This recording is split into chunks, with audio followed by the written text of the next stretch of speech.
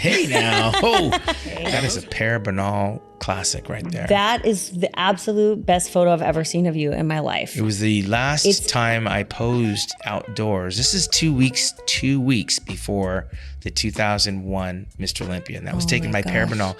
That's actually on a hill behind my backyard. Yeah. I lived in a canyon. So you had the grassy horse cow area. Yeah.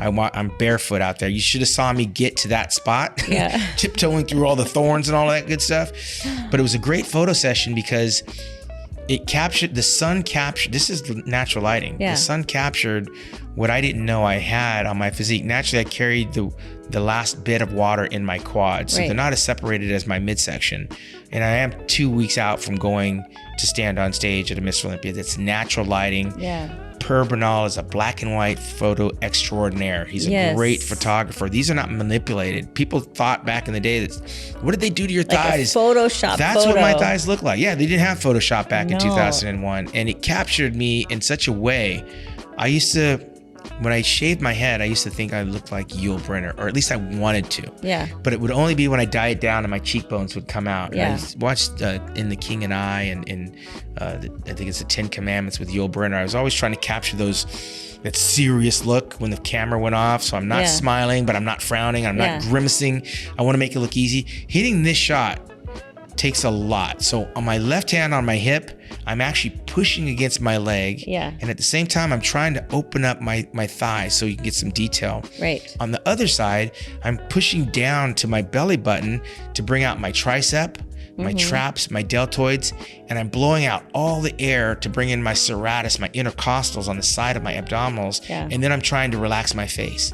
There's a whole lot that goes into that pose. And mind you, I am standing on hot, thorny dirt in the middle of high noon in summertime because the Mr. Olympia was in September. That puts a lot of context to that photo. People don't understand that. Like with Ronnie walked off stage, went to the black screen and hit a back double bicep, and it's lights out. Right, I know. That's how your back double bicep is supposed to look. His chin is a little bit low towards his deltoid. Yeah. He should lift his chin up a little bit in correction, but he's got the glutes. Yeah. He's flexing his calf.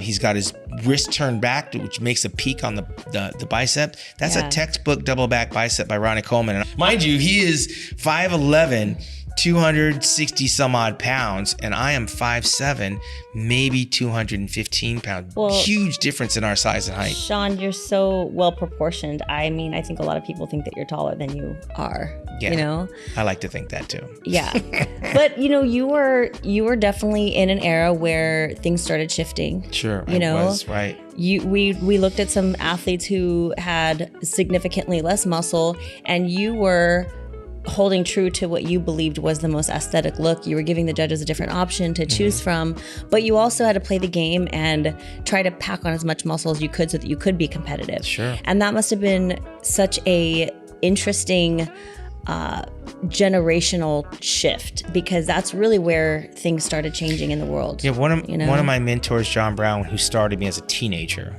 he wasn't anything more than maybe an advisor as I grew into manhood. But as far as bodybuilding, I did that myself. But when I got second in '94 to Dorian Yates, he said that I could have trained harder. Yeah. Of course, he wasn't at the gym training with me. He saw the end result and thought, it's the only. If I should have trained harder, I could have came in bigger, right? Lift heavier weights. I've always said I'm a physique artist. Yeah. I never said I was a power lifter. Ronnie Coleman's a power lifter. There's very few people that Yes, get that he kind of is. muscle. The only way you get that is if you are a power lifter. I know. I said in his documentary, he was lifting weights on the other end of the gym that collected dust because nobody wanted to go into that deep end. And I certainly wasn't one of them. But what I was doing, I wasn't doing to please the judges. I wasn't doing it to please the advice of what someone thought I should do to win. I'm training against guys that I don't look like. Yeah. I don't look like Ronnie Coleman. I didn't look like Dorian Yates. I couldn't be as wide as Kevin Levrone. I couldn't pack on the size that Flex Wheeler could. Yeah. So I could only deal with the cards that were dealt me. And I always was mindful that Samir Banu won the Mr. Olympia at maybe 190 pounds. That's crazy. I was always mindful that Chris Dickerson couldn't have been more than 180 pounds, 185 pounds. And that one of my idols, Leila Barada, was barely 175, 180 pounds. Yeah. they got there because they stayed true to what got them there. These are guys that were lighter bodybuilders beating bigger guys. And I had to always remind myself, bigger's not better. Yeah. And if I get too big, my proportions are going to get out of whack. The conditioning's not going to be as tight. I might get hurt lifting this heavy ass weight, like Ronnie Coleman says. And so I knew the boundaries of which I was working in. And when I got to the Olympia stage, my satisfaction came from it just being over. I got through it without an injury. I wanted to win as bad as anybody else because there was a dollar amount attached to it. Yeah, that came close.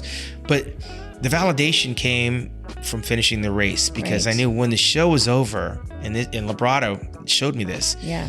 There's more people that look like me and Labrada than that look like Ronnie Coleman and Dorian Yates. They're the dinosaurs that people want to see, but not want to look like. Quick question. Would you have competed in 212 if that was an option? No, of course not. I would. I mean, listen, I was, for my time, I was number 1, I was number 2, number 3, number 4, and number 5 in the world. Yeah. It's a given that I was the best 212 guy. There was no Lee Priest wasn't beating me. Yeah. When I beat Labrada in 1993, he never beat me again. Yeah. Those are the only two. Who else are we talking about? Francis Benfato, he never beat me. Yeah. He was a great young bodybuilder. Muhammad bin Aziza beat me in my first Olympia in 1988, but he never beat me again after that. So you pretty much won the 212 Olympia title. That didn't exist. If it existed, the 212 didn't exist, but I was the number 1 212 guy. And if they had separated it, it wouldn't have been. It wouldn't have felt like I never wanted to be the best little guy. I wanted to be the best guy. And Ronnie and Dorian were the guys, and Lee Haney, the big three, the guys I was chasing. So would we ask that of Flex Wheeler or Kevin Levrone? Would they do a different division? No, I was beating them too. So well, you know what? I think that we should continue this conversation. Yes, there's a whole lot more. We have so much more, so much more to cover. This is just our introduction to some of the physiques that paved the way. So what do you say you come back, join me, and we can continue this conversation? Yeah, there's a lot left on the table. Some great bodybuilders that never won the Olympia, but without them, there's no Shawn Ray. And that's exactly what I want to talk about. Thank you so much. You're welcome.